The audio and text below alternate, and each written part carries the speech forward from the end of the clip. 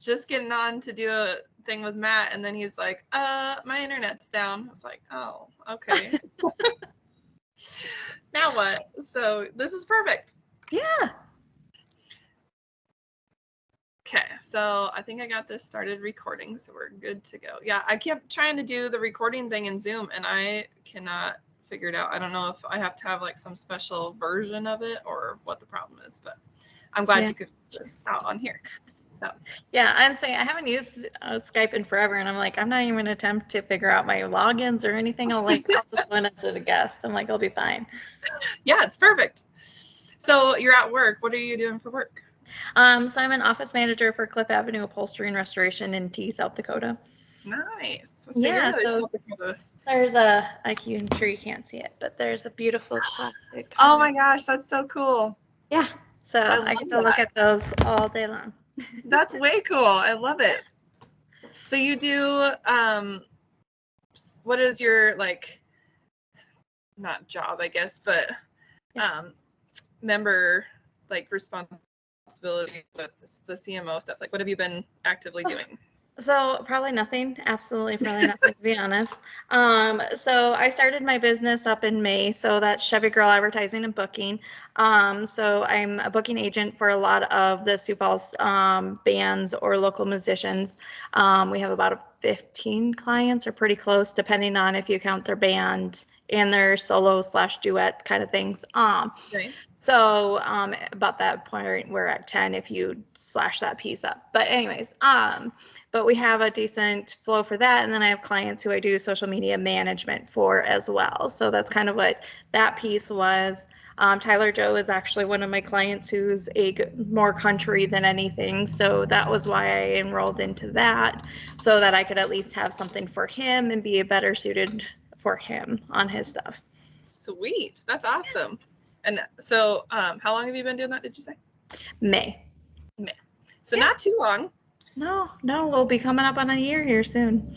That's awesome. Yeah, we've been really wanting to get over in the Sioux Falls market, but we just don't know where to go to look for venues that will host country bands. Yeah, it's kind of a tough one because a lot of them either aren't country, because they are more like, it's a hit and miss for Sioux Falls. It's either you are classic rock or rock, or you're the other spectrum. So it's kind of one of those things. That's why, like I said last night, I'm like, don't go to the Duck. It's not country. Don't even attempt it, because it's not, you're not going to get any pull. Like, nobody's going to come for you. So that was kind of why I was like, no, every Friday and Saturday, we go to each venue. We go and listen to bands, ones that we've never heard. So like last weekend, I think we heard 2 or 3 new people.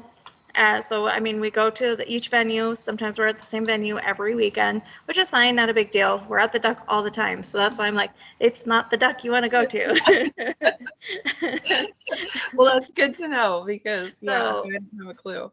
Yeah, so no, that's kind of our pieces that for my standpoint, so Chevy Girl and Advertising, we go to different venues, we go and listen to the music, because one, we want to make sure that wherever we're putting our clients is best suited for that venue. So that's why I wouldn't put Tyler at the Thirsty Duck, because he wouldn't draw in anybody. But at the Den, he would. Like, they're not established as one general genre of music.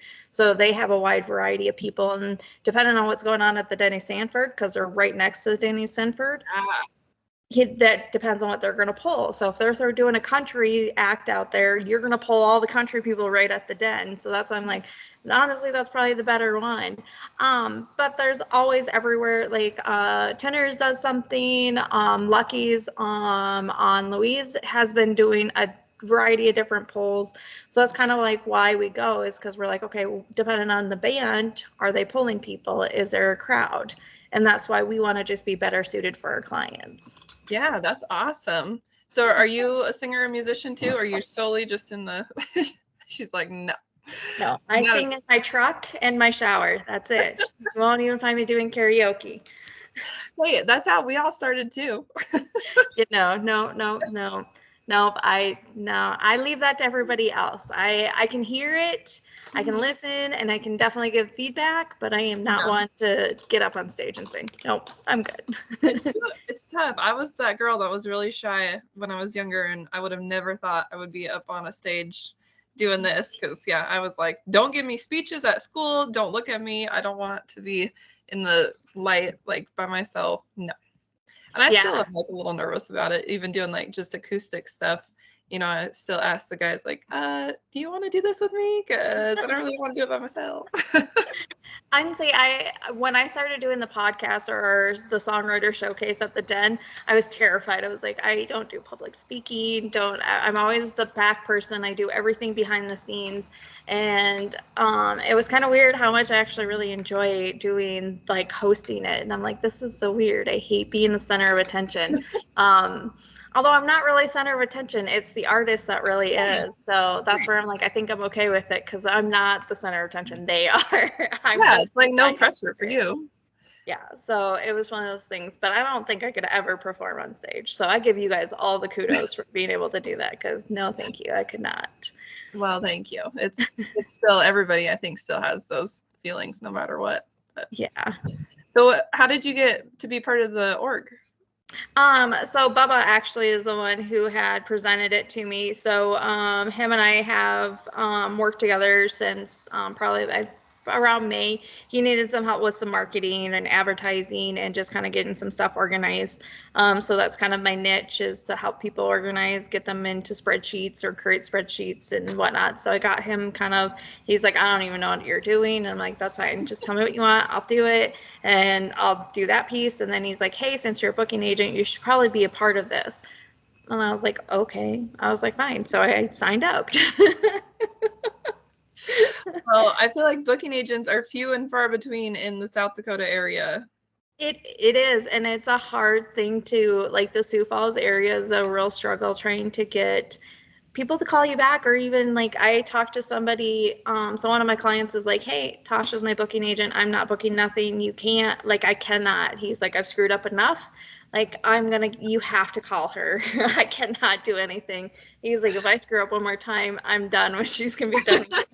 So so the person texted me and was like, hey, Tyler said this, and I was like, yeah, yep, perfect, yep, he can do this. And he's like, well, what's the fee? And I was like, what do you mean, what's the fee? He goes, well, I'm assuming he's gonna cost me more. I said, no, he's not gonna cost you any more than what you already are paying.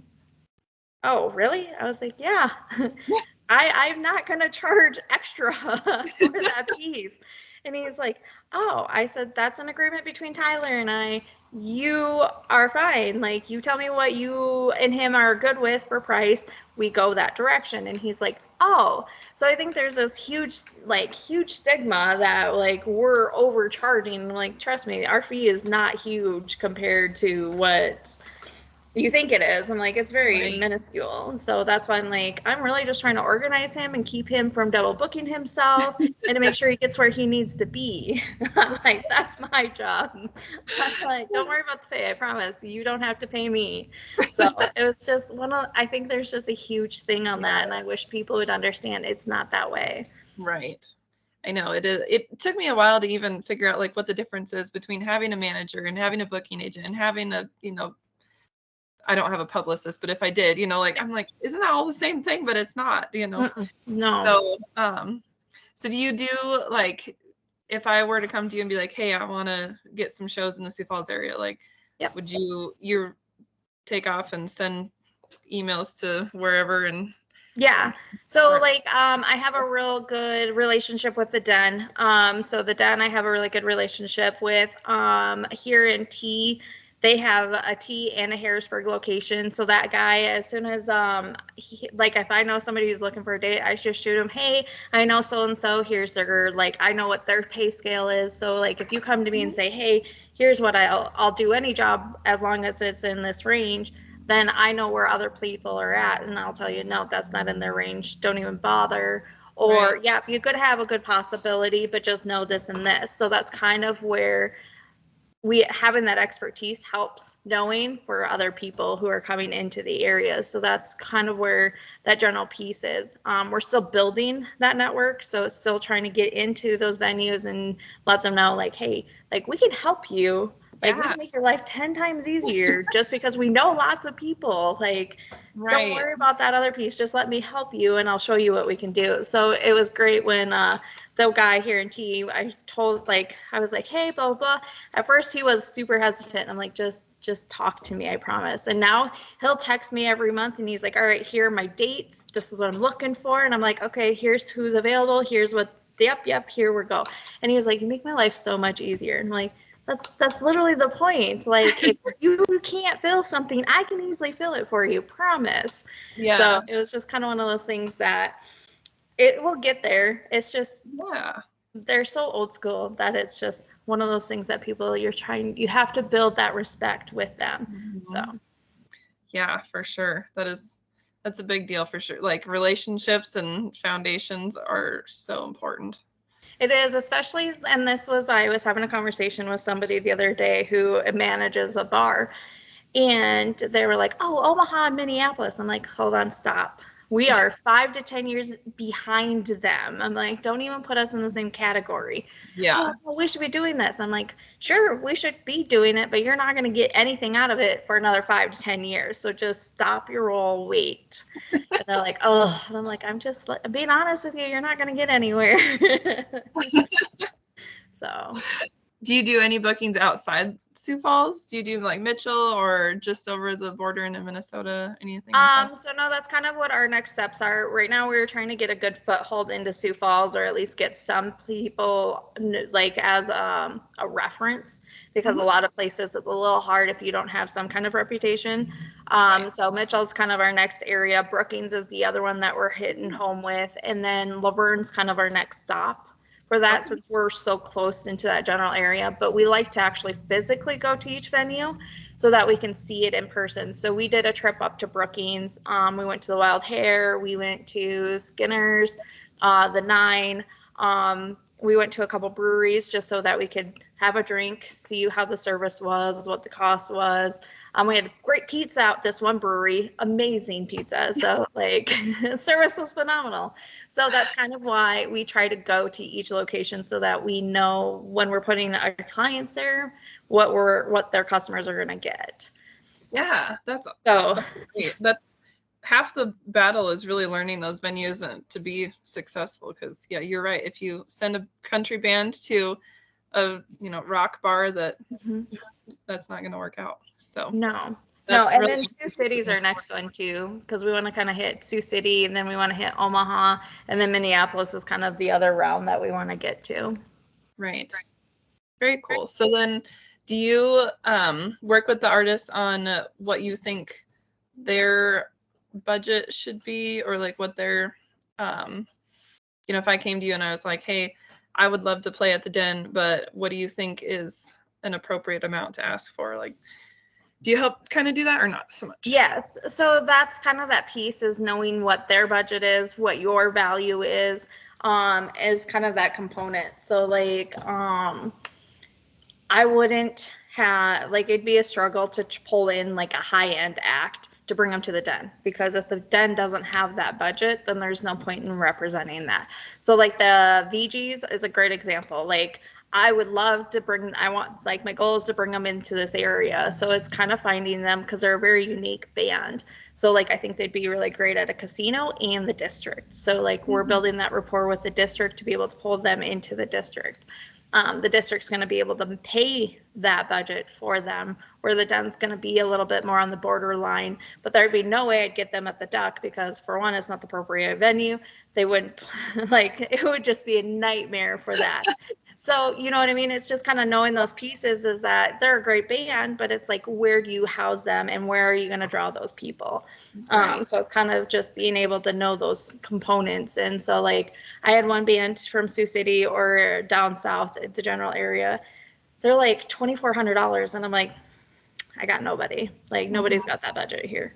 I was like, for an event and for the travel and the housing, like, I don't got anybody. Like, I'll be honest, I got nothing. And I would rather be honest and say, oh yeah, I could possibly, maybe. Right. No, I'll be real. We cannot. Yeah, no kidding. So like, what do you think is maybe one of the biggest mistakes or most important thing to be aware of when you're pitching yourself as an artist with like like doing the money, like getting approaching that? Like, what do you think is the best way to go about that, or something you shouldn't do? I mean, you should have your elevator speech. You should have your key components that sell you. So, where have you been? What is your kicker that says this is where my value comes from? So, I have one client, he tailgates like for the NFL. Like that's a huge Cool. piece. He Yeah. was on the Australia's TV. Like that's how big. Those are those pieces. It's that like here are where I've been and here's where I'm going and this is why I'm this much. So it's kind of that piece, but don't be too sales pitchy either, where it's like, oh, I am so amazing and I'm so great. No, there's got to be merit behind what you're saying. So take a moment, be like, okay, I've got literally 30 seconds to sell myself. How do I sell myself? That's why I say have your elevator speech ready. Say, pick your top 3 to 5 places you've been or what are good heavy hitters that everybody's going to know. Because, like, if you say something in Minnesota, somebody in Sioux Falls is going to be like, what? Where's that? So, you also know where you're going and who you're talking to. So, it's kind of one of those pieces that when you're talking to them, make sure you know they're going to know what you're talking about. So if you're saying Renaissance Festival, they'll probably understand that piece. If you say you've been at some specific location in the Twin Cities that like the Den's not going to know, you're probably going to lose them and they'll be like, I don't know. Sure, sounds great. Yeah, I just kind of ran into this situation myself. So we're looking at getting into the Outlaw Saloon in Cheyenne, Wyoming. Okay. And so I kind of just like cold emailed, inquiring. And then he came back and he said, well, what would you need for money for a 3-day run? Mm-hmm. And it's like, now what do I say? Because I don't want to overpitch, but I don't want to underpitch, and it's really hard to figure out what to pick at that point because you have nothing to go by. Well, that's where I would reach out to local musicians in that area because then you can find out what they're getting paid out in that area. So market value is kind of that piece. So like in Sioux Falls, I know what the running rate is. I even know what we were paying when I was managing a bar and booking for a bar. So it's kind of knowing market value. And that's kind of where I would go is I would reach out or get into some of those groups and just throw a thing out saying, hey, I'm looking to try to do a pitch. I don't know what the normal market value pay is out in this area. Can somebody give me some guidance on that piece? And then I would look at hotel rooms, go on the hotel.com and say, okay, the middle or median for that room is this much. So then you can take that in and it's accurate information. It's not just from the clouds, this is what I'm worth. You can come back and you can go to that guy and say, okay, well, I know the market range for this area for musicians is this. Here's the median for hotel rooms for this. And gas at this point is this. It's going to take me this many miles to get there. Here's that price. So that this way it's broke down and they can say, okay, this is within our budget, or okay, let's meet in the middle somewhere else. So that's kind of where having that information helps. That's a really good idea. I would have never thought of reaching out to other musicians to ask. I always feel like maybe sometimes musicians are a little bit skeptical to like let you in on what they're getting paid. But like in our area, first of all, there's very few country bands. You would think that we would have a ton, but as far as full country bands that, are at the bar scene every weekend, there's really not a lot of options. And so I would rather let them know like what I make and try for everybody to be in the same realm so we can all make money fairly, rather than being like, well, I'm not going to tell you, and then someone gets pitched super low and they don't know it and they get screwed, or someone pitches super high because they don't know and then they miss out. So no, and that's why I would join some of those groups and just say, hey, what is the market value for pay? Because then it's not specific, because then you'll get a range. Right. People will say, I usually get paid between $800 to $1,200. And then that's where you can have a ballpark range and you can say, okay, here's what my worth is because I have this to support it. Yeah, that's great. Yes, good information for sure. Because I think that's kind of an area that a lot of artists struggle in because they just don't know, and Mhm. And we all know like what it costs to run down the road with equipment and what it costs. Everybody looks at a show as, well, I'm only doing a 4-hour show. Well, yeah, but we've been there for 8 hours because we had to, Yep. come early. It takes 2 or 3 hours to set up. If you're doing a full band, you have to Yep. give yourself sound check time, get ready time, whatever. And then you have another hour of teardown when you're done. Yep. So that 4-hour show just turned into 8 or 9 hours plus travel. So Yeah. No, and I understand it, and I understand it from the business component too, because like we had that huge struggle is so I had helped manage a bar out in like a really small town in South Dakota. So we were trying to draw Sioux Falls traffic out to it. And fans would be like, well, this is what we need. And I'm like, I understand that's what you need, but here's from my standpoint, are you going to bring me the people? right.